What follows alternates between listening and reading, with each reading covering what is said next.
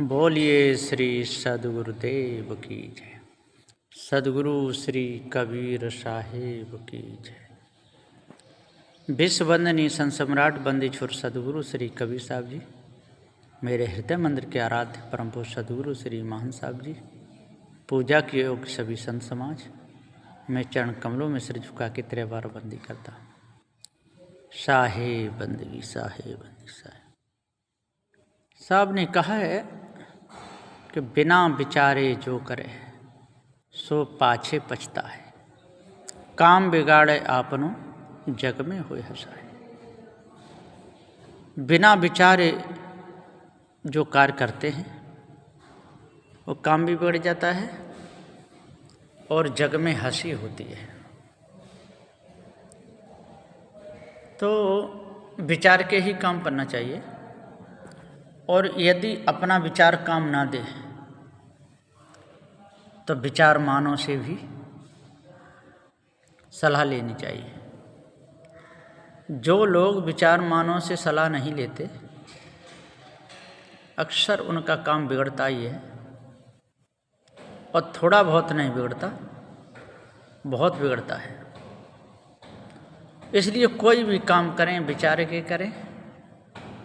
अपनी समझ में ना आवे तो विचार मानों से पूछ ले, और विचार मान जो भी सलाह दें उसको मान ले। और ये भी देख ले, परख होनी चाहिए, ये विचार के जवाब दे सकता है कि नहीं। जो बिना विचारे जवाब दें उनसे तो सीख लेनी ही नहीं चाहिए। सद्गुरुदेव जी पुकार के समझाते हुए कहते हैं कि सज्जनों, आपके ऊपर है सब कुछ।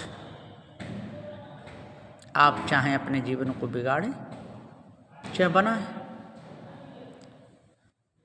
चाहे आप दाएं चलें चाहे बाएं चलें, जिधर को चलें, या तो बाएं चल सकते हो या दाहिने चल सकते हो।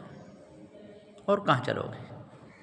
ऊपर उड़ नहीं सकते, और उड़ भी गए तो कहाँ जाओगे? फिर नीचे आना ही पड़ेगा। नीचे जा नहीं सकते, नीचे खोदते खोदते कितने चले भी गए, फिर ऊपर आना पड़ेगा। तो ऊपर भी कहीं आप जा नहीं सकते, नीचे भी आप कहीं जा नहीं सकते।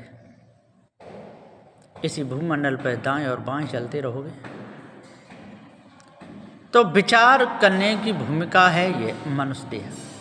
मनुष्य देह में ही विचार कर सकते हो, और यदि मनुष्य देह में आपने विचार नहीं किया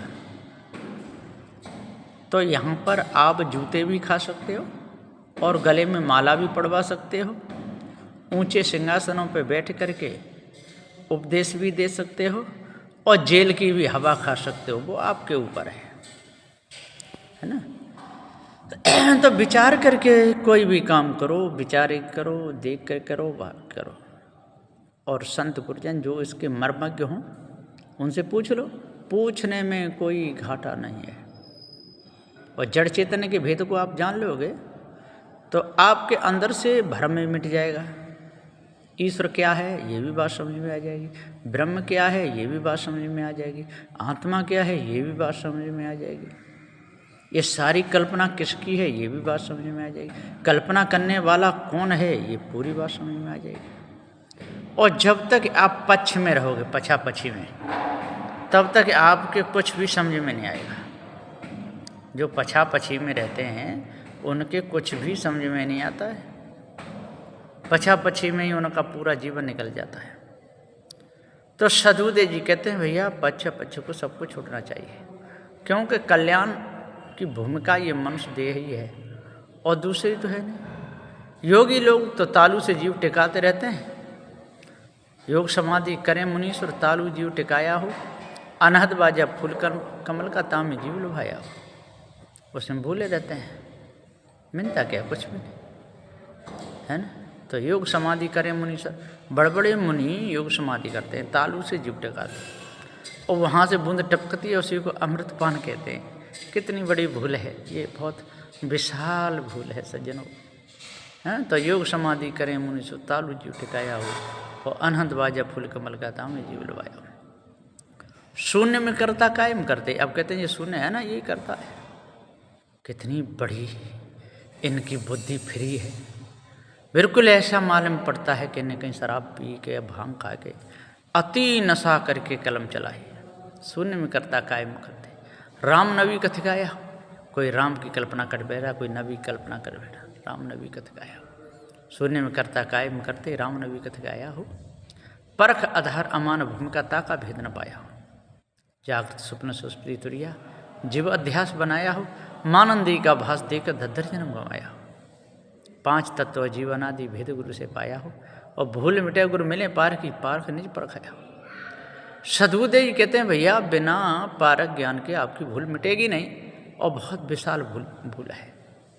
खानी बानी ये दोनों विकराल जाल हैं, और विशाल जाल हैं, प्रचंड अग्नि है, ज्वाला है, धधकती हुई आग है। इस धधकती हुई आग में यदि आप जलते रहोगे, दूसरा तो कोई बचाने वाला है ही नहीं, नहीं नहीं नहीं, दूसरा कोई बचाने वाला नहीं। क्योंकि कर्म बिगाड़े आपने, कर्म तो आपके ही बिगाड़े हुए हैं ना, है ना। मन गंदा तो आपने ही किया ना, और किसने किया। इसलिए कर्म दंड आपको भोगना पड़ेगा, और कोई भी देवी देवता आपके कर्म को मिटाने वाला नहीं है।